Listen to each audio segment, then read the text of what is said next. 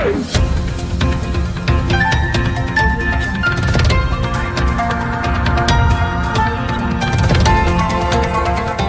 देख रहे हैं मगरा न्यूज राजस्थान, खबरें सबसे तेज।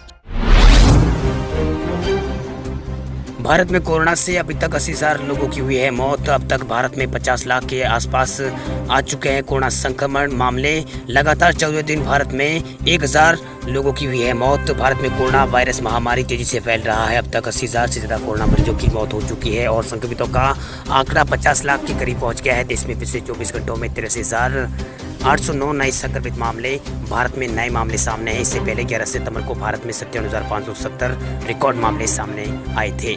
वहीं 24 घंटों में 1,054 लोगों की मौत भारत में कोरोना के कारण हुई है। देश में 2 सितंबर से लगातार हर दिन 1,000 से ज़्यादा मौतें भारत में हो रही है। अच्छी खबर यह है कि भारत में 24 घंटों में यहाँ पर 79,292 मरीज ठीक भी हुए। स्वास्थ्य मंत्रालय के ताजा आंकड़ों के अनुसार देश में अब कुल कोरोना संक्रमितों की संख्या 49,30,000 हो गई है। इनमें 80,776 लोगों की मौत हो चुकी है। वही एक्टिव केसों की संख्या भारत में 9,90,000 हो गई है और 38,59,000 लोग ठीक भी हो चुके हैं। वही संक्रमण के सक्रिय मामलों की संख्या की तुलना में स्वस्थ हुए लोगों की संख्या भारत में लगभग 3 गुना ज़्यादा है। वही एशिया मार्क के मुताबिक देश में 14 सितंबर तक कोरोना वायरस के कुल यहाँ पर 5,83,00,000 कोरोना टेस्ट सैंपल किए जा चुके हैं, जिनमें 11 लाख सैंपलिंग की टेस्टिंग कल की गई थी। भारत में पॉजिटिविटी रेट 7% से कम है। कोरोना वायरस के 54% मामले 18 साल से 44 साल के बीच की उम्र के लोगों के हैं। लेकिन कोरोना वायरस से होने वाली मौतों में 51% मौतें 60 साल या उससे अधिक उम्र के लोगों की हुई है। रात की बात यह है कि भारत में मृत्यु दर और एक्टिव केसों की रेट में यहाँ पर लगातार गिरावट दर्ज की जा रही है। भारत में मृत्यु दर गिरकर 1.63% हो गई है। इसके अलावा एक्टिव केस का विभिन्न स्थलों में इलाज चल रहा है, उनकी दर भी भारत में घटकर 20% हो गई है। इसके साथ ही रिकवरी रेट यानी ठीक होने की दर भारत में 78% हो गई है। वहीं भारत में रिकवरी रेट लगातार बढ़ रहा है। देश में सबसे ज्यादा कोरोना एक्टिव केस महाराष्ट्र में है। महाराष्ट्र में लगभग 2 लाख से ज्यादा लोगों का विभिन्न अस्पतालों में इलाज चल रहा है। इसके बाद दूसरे नंबर पर तमिलनाडु, तीसरे नंबर पर दिल्ली और चौथे नंबर पर गुजरात और 5वें नंबर पर पश्चिम बंगाल है। इन 5 राज्यों में सबसे ज्यादा एक्टिव केस है। एक्टिव केसों के मामलों में दुनिया में भारत का दूसरा स्थान है। वही कोरोना संक्रमितों की संख्या के हिसाब से भारत दुनिया का दूसरा सबसे प्रभावित देश है। वही मौतों के मामले में अमेरिका और ब्राजील के बाद भारत का तीसरा नंबर है। पीएम मोदी ने विधानसभा चुनाव से पहले बिहार के लिए किया ऐलान, दरभंगा को मिला है एम्स। प्रधानमंत्री नरेंद्र मोदी ने बिहार विधानसभा चुनाव से पहले राज्य के लिए बड़े ऐलान किए हैं। नरेंद्र मोदी ने दरभंगा के लिए एम्स का ऐलान यहां पर किया है। 1264 करोड़ की लागत से बनने वाले दरभंगा एम्स का निर्माण कार्य 48 महीने में यहां पर पूरा करने का लक्ष्य यहां पर रखा गया है। पिछले दिनों ही वित्त मंत्रालय ने एम्स निर्माण में आने वाली लागत को हरी झंडी यहाँ पर दी थी प्राइमरी प्रोजेक्ट की तरफ से। रिपोर्ट के अनुसार दरभंगा एम्स में यहाँ 750 बेड होंगी। वहीं आपको बता दें कि केंद्रीय मंत्रिमंडल द्वारा बिहार के लिए जल्द ही IIM को मंजूरी देने की संभावना है। ये संस्थान दरभंगा में आएगा। वहीं बिहार विधानसभा चुनाव से पहले ये कदम बीजेपी जेडीयू गठबंधन को बड़ी मदद इसमें मिल सकती है। प्रधानमंत्री मोदी ने हाल में ही करीब 900 करोड़ रुपए के 3 पेट्रोलियम क्षेत्र से जुड़े प्रोजेक्टों का यहाँ पर उद्घाटन किया था।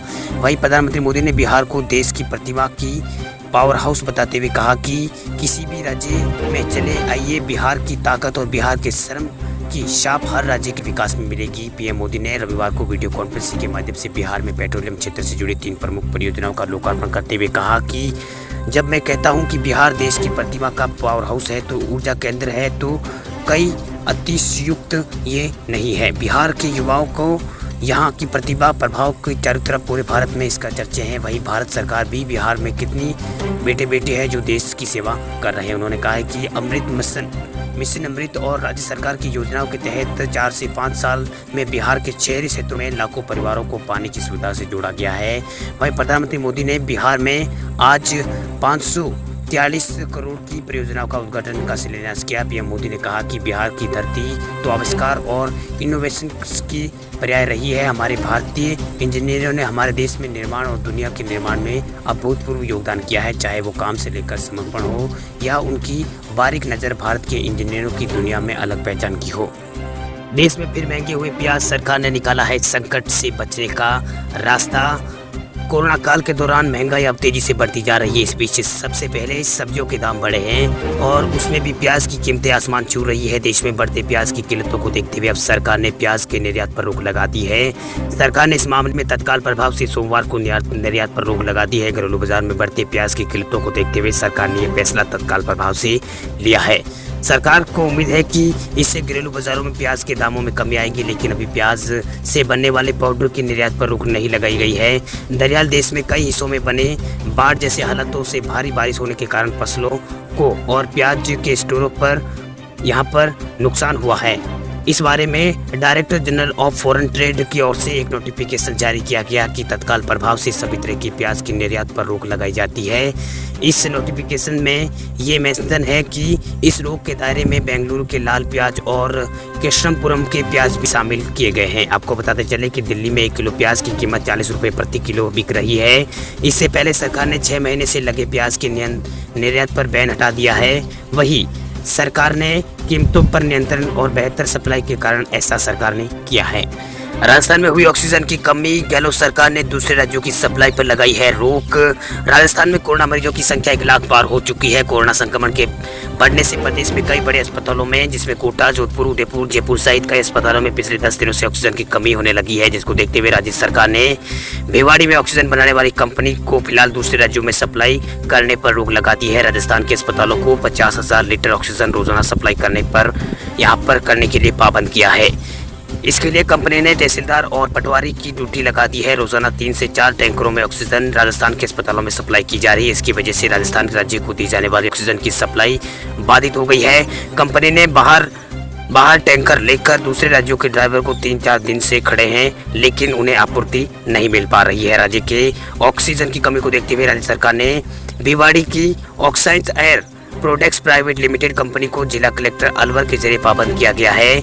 वही कंपनी दूसरे राज्यों में पंजाब, हरियाणा, उत्तराखंड और दिल्ली, उत्तर प्रदेश में ऑक्सीजन सप्लाई करने से पहले रोजाना 50,000 लीटर ऑक्सीजन राजस्थान के अस्पतालों में सप्लाई करेगी। इसके बाद उनके पास ऑक्सीजन का उत्पादन होता है तो उसे दूसरे राज्यों के लिए सप्लाई कर सकती है। राज्य सरकार द्वारा दिए गए दिशा निर्देशों के बाद जिला प्रशासन के माध्यम से भिवाड़ी की ऑक्सीजनाइज एयर प्रोडक्ट प्राइवेट लिमिटेड सहित कई कंपनियों को इस तरह पर पाबंद करने के आदेश दिए हैं। कलेक्टर के आदेश के हवाले से देते हुए Rajasthan medical services corporation limited Jaipur ने कंपनी को जयपुर में एक एजेंसी को 3 टैंकरों में नियमित सप्लाई की जाने की प्रावधान किया है। राजस्थान में कोरोना संक्रमितों की संख्या 1 लाख पार हो चुकी है। रविवार को 1700 से अधिक नए कोरोना संक्रमित राजस्थान में मिले हैं। इसके लिए राजस्थान में गत दिनों में जयपुर में एसएमएस अस्पताल में ऑक्सीजन की कमी भी सामने आई थी। सूत्रों के अनुसार शुक्रवार देर रात जयपुर प्लांट में जरूरत के मुताबिक सिलेंडर नहीं बचे थे। तब सामने आया था कि ऑक्सीजन की मांग बहुत अधिक बढ़ जाने से सप्लाई पूर्ति नहीं कर पा रहे हैं। इधर जयपुर उदयपुर रीजन की सप्लाई अब तक अहमदाबाद से हो रही थी।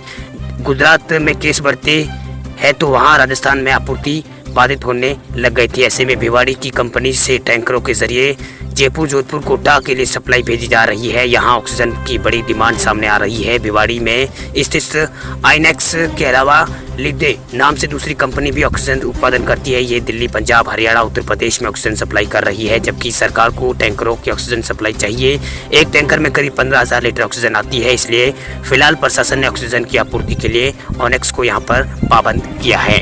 मोदी सरकार को झटका, टोयोटा मोटर्स भारत में नहीं करेगी विस्तार, ज्यादा टैक्स से बिगड़ी है बात। टोयोटा मोटर्स कॉर्पोरेशन ने कहा है कि वह भारत में अपने कारोबार और विस्तार नहीं करेगी।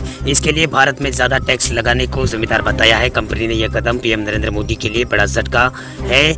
पीएम मोदी कोरोना वायरस संक्रमण की वजह से बढ़ोतरी हुई कि अर्थव्यवस्था को दुरुस्त करने के लिए विदेशी कंपनियों को लुभाने की लगातार कोशिश करते आ रहे हैं। वहीं टोयोटा के local unit Toyota clears Motors के वाइस चेयरमैन शेखर विश्वनाथ ने कहा है कि सरकार कार और बाइक पर ज़्यादा टैक्स वसूलती है, इसीलिए ऐसी कंपनियों के लिए अपना कारोबार बढ़ाना काफ़ी मुश्किल हो गया। उन्होंने कहा है कि ज़्यादा टैक्स की वजह से कोई कंज्यूमर गाड़ियाँ नहीं खरीद पाते हैं। वहीं विश्वनाथन ने एक इंटरव्यू में ज़्यादा टैक्स और बिजनेस के मामले में कहा कि यहाँ आने वाले दिनों के बाद में हमें जो मैसेज मिला है ये हम आपको नहीं चाहते हैं। उन्होंने आगे कहा है कि कोई टैक्स रिफॉर्म ना होने की वजह से हम भारतीय बाज़ारों को पूरी तरह नहीं निकलेंगे, लेकिन आगे अपना कारोबार नहीं बढ़ाने वाले हैं। भाई टोयोटा दुनिया की सबसे बड़ी कार कंपनियों में से एक है। इसने भारत में कारोबार की शुरुआत 1997 से की थी।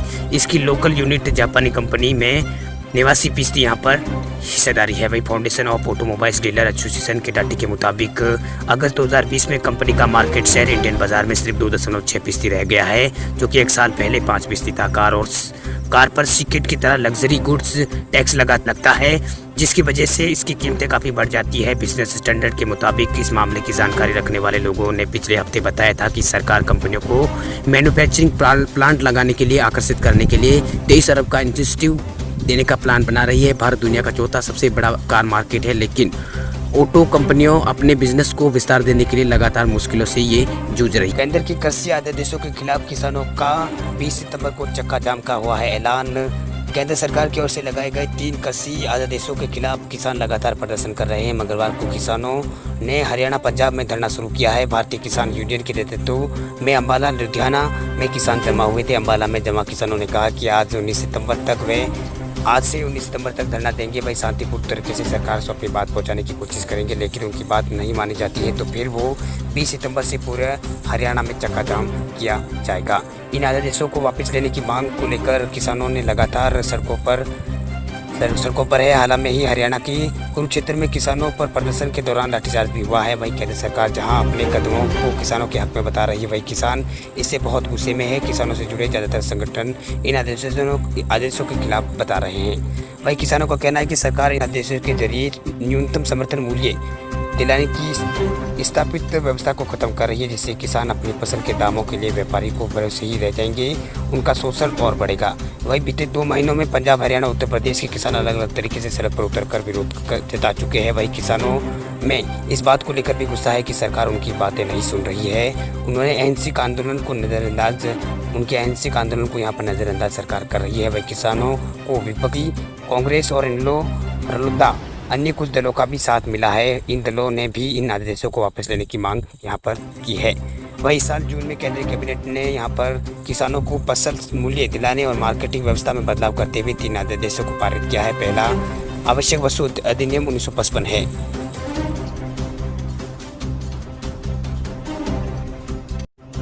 खबरों की दुनिया में आइए हमारे साथ कहीं भी और कभी भी जुड़िए। हम मिलेंगे फेसबुक पर, हम दिखेंगे यूट्यूब पर, हमें फॉलो कीजिए ट्विटर पर। देश प्रदेश की ताजा तरीन खबरों के लिए मगरा न्यूज़ राजस्थान के यूट्यूब चैनल को सब्सक्राइब कीजिए और साथ में